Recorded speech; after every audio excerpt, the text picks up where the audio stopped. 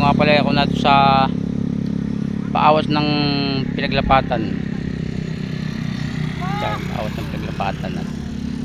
Ako'y pupunta doon sa bangkayan. At yung aking bilas ay namatay na.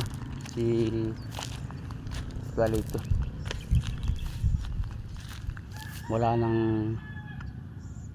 mga tatay yung aking mga pamangkin at nanay.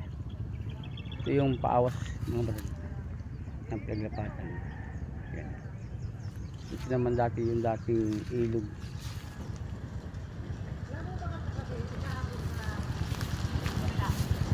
Yan dyan.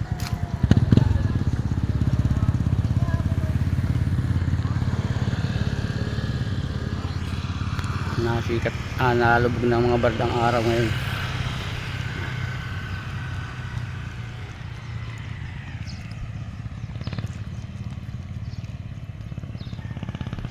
Yan naman yung tulay dati mga barad na naputol ng kalamidad noong 2004. Konkreto yan, naputol naman.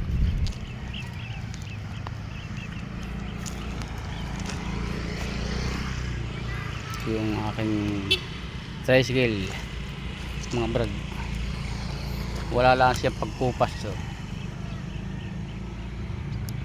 puging-pugi pa rin para yun ko na, para yung may-ari mga brad.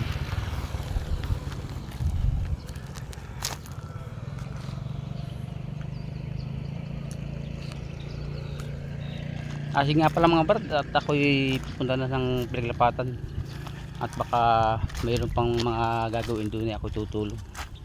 Sige mga brad, hanggang dito na lang muna.